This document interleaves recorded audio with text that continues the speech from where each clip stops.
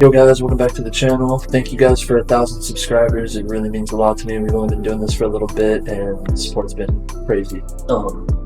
But today we're going to be making some Akirah style long note sustain basses using Malstrom and Fruity Granulizer. So let's go ahead and get into the video.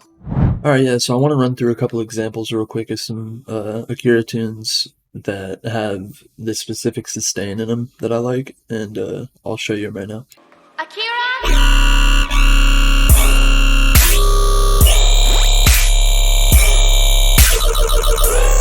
He just has like this specific sound to his sustain basses.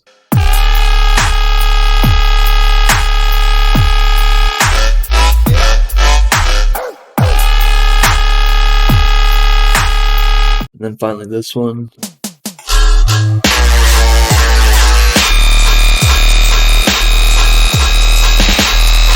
But yeah, so those are like mainly the 3 songs by him that inspired this sustain bass. So let's get back into FL and I'll show you what I did. This is just like a little 8-bar loop. So I'll go ahead and play this and then we'll hop into the tutorial.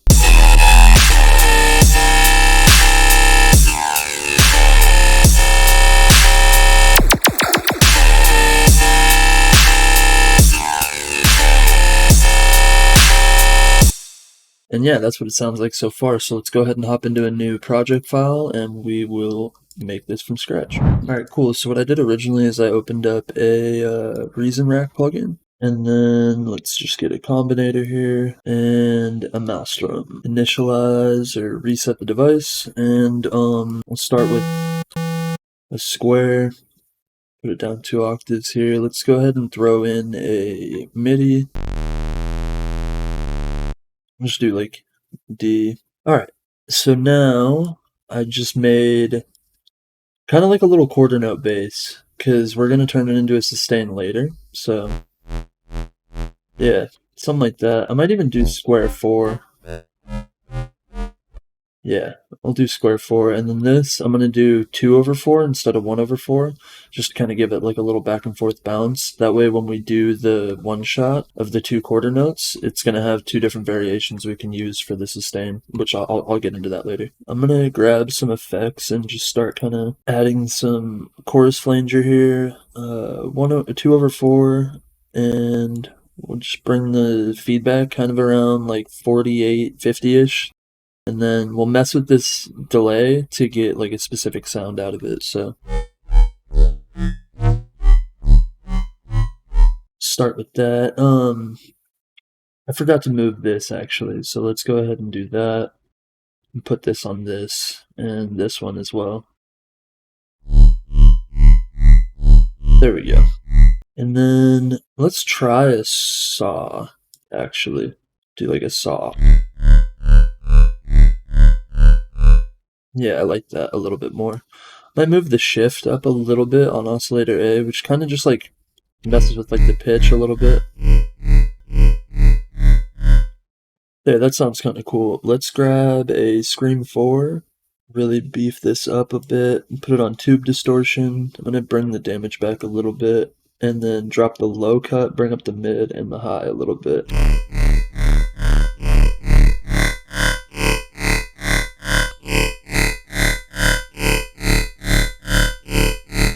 Yeah, I like that. Okay, now I might actually even add another. I'm either going to do a phaser or another chorus flanger, so let's try another chorus flanger first. Let's do 2/4, mod amount down, and then same thing with this, but I'm going to try to do the delay really far to the left.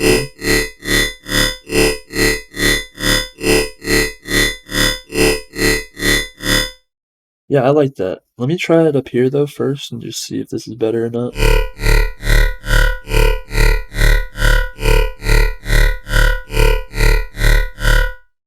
Yeah, you know what? I think I like that. That should be fine because what we're going to do to this is we are going to consolidate this into a waveform. And I just right click here and then consolidate tracks from track start. And then now you have this, which is, you know, a little waveform. So what we can do now is we can open up a, where is it? Fruity Granulizer. And this is how we're going to make the sustain out of this sound. And then we'll just take this sample and drag it into there. And now when you play a note on the Fruity Granulizer, it's going to play, I'm going to do C5. And we played this in D, so because the native note of this is C5, when I play it in C5, it's going to play the native note. If you want to make it visually be on D, you can switch by right clicking, you can switch it to D here.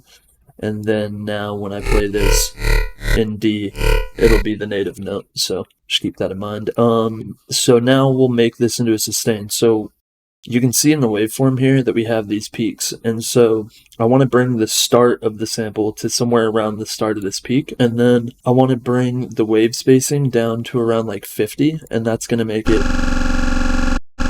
you know, kind of just like stutter at that point of the waveform. So like if I bring it up, it's going to play it out. You can see the line moving, right? But if I keep it kind of around 0% or, you know, 12 o'clock, it's just going to stutter. And then so like with this spacing, this is like kind of how many spaces are in between each hit of the waveform.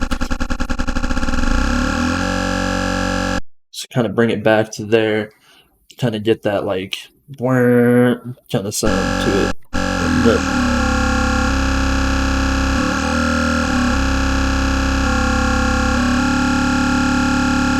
And there we go. So like you can already kind of start to hear it. So once I put this down inside of here, and when we play it on its native note,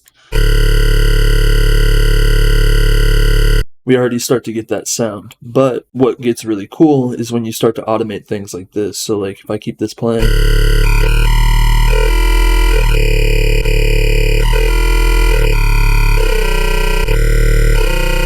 right, so like if you start playing around with automations, you can get that Akirah style sound similar to what he did in this one.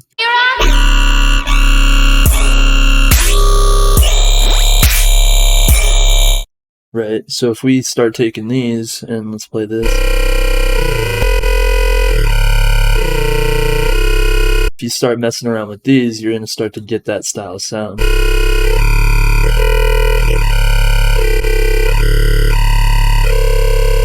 So I'm going to try and find one that I really like on this parameter, and then I'll create an automation clip out of it. Yeah, like that. So now we have this automation clip, right? And now it's going to be really subtle movements that are going to make this sound good. Let's just lengthen this real quick, and we'll do this as well. So in the Akirah one, he has like kind of two different pitches and then just one long sustain of the same pitch. So I kind of want to do something similar. So let's keep this one right here the same. So from here on, maybe we'll even do one here. So like we'll do something like this. Let's see, let's make this taller. And then let's maybe go like 38% here-ish. And then maybe we'll like even go like low down here like this and see what this sounds like. Okay, so that doesn't sound great. So you're gonna have to play with this a little bit and get it like fine-tuned to get like a very specific sound out of it, because like the slightest movement, you know, it's gonna change it a lot. And let me see if I can keep this, let me do detach there. Now that'll stay up so we can kind of see the movement while it happens. Right, so it's kind of essentially doing what we want. It's just not the right tonality. So let's kind of try to mess with this until we get the right area. See, I like that. I think that sounds good. So let's maybe try to mess with this one as well. So let's go create automation clip on the hold, and then, yeah, let's try to create one on the hold, and let's see what kind of stuff we can make with this. That's kind of cool, actually. It kind of gives it that, like, really granular sound to it. Yeah, let's try that, and then let's just put it right back to 50%, or whatever this percentage is at, 33%. Put it right back to 33% there, and then let's hear that. Okay, so you can hear that it's shifting tonality, like, right here, and right here, I believe.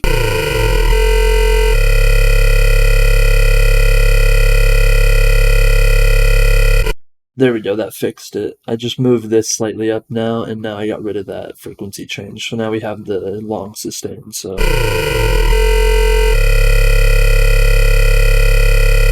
Cool. So now what we can do is we can assign this to a channel. Let's just do synth, and let's pull up the mixer here. So I have a EQ that cuts the lows. So you could do that and then layer it with the sub, which is fine. But I think what I'm going to do for this is I'm going to process it with the sub and see if we can keep the sub and the synth together as one thing. So I want to start off with like a little bit of distortion.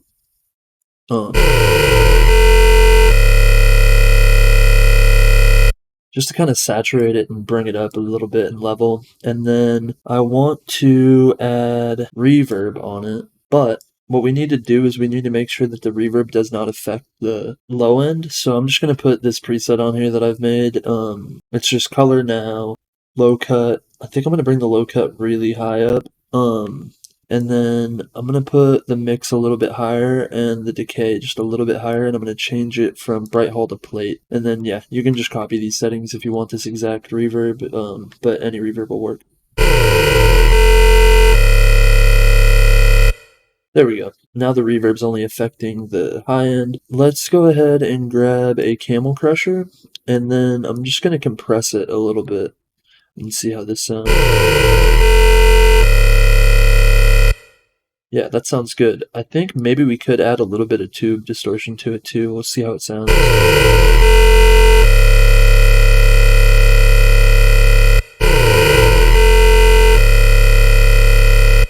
Yeah, that sounds pretty good. Okay, now what I like to do is I like to add OTT to it.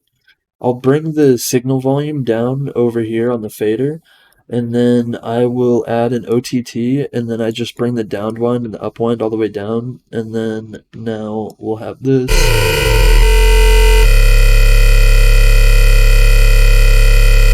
And what I'm doing here is just dialing it back in until like it's around 0 dB, and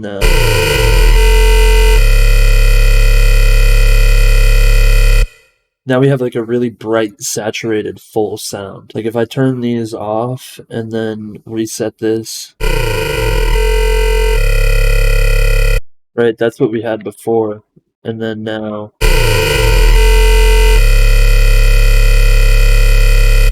really fat sound. Alright, cool. So because the sub is with the synth, what we're gonna need to do, once we have drums in here, I can throw a little drum loop in here real quick, but what we're essentially gonna have to do is we're gonna have to use this EQ, right, as our sidechain to get rid of the sub. So let me get some drums in here and then we'll cut to that. Okay, so now I have a little drum loop in here. What we're gonna do is we're gonna go back over to the synth bus here and we're gonna automate this. So we're going to just create the automation clip, and then for each kick that hits, what we're going to do is we're just going to engage this EQ here. So let's go ahead and start drawing this in. What you want to do is you want to shape it to the shape of the waveform of your kick. So you kind of want to just draw it in like this. You could even bring it back a little bit right here. So basically the whole fundamental of this kick is going to play through without the sub overlaying it.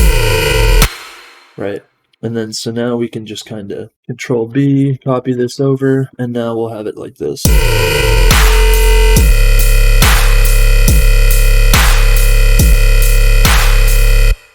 Right, and so without it, you can kind of hear the kick clashing with the sub of the synth. Yeah, so it just like kind of cuts out the low end. Also, you can do the same thing with the synth. Let's go ahead and make an automation clip on the synth fader here. And what we're going to do with this is just do like a subtle, we'll copy this value and then paste it like right here. And we'll just kind of do like a subtle duck like this, like more of like a ramp, and just kind of cut away the synth on the main fundamental right here of the kick. And the snare has like a really wide fundamental. I could use better drums for this. I just kind of threw these in here for an example, but essentially you want to just get rid of the volume on this fundamental here so that it has more headroom to breathe through the MIG.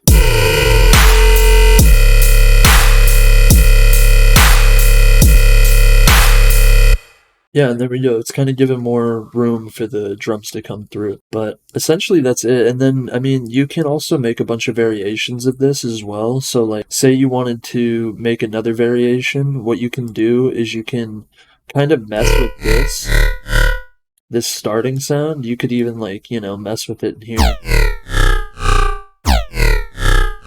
Maybe add like a little bit of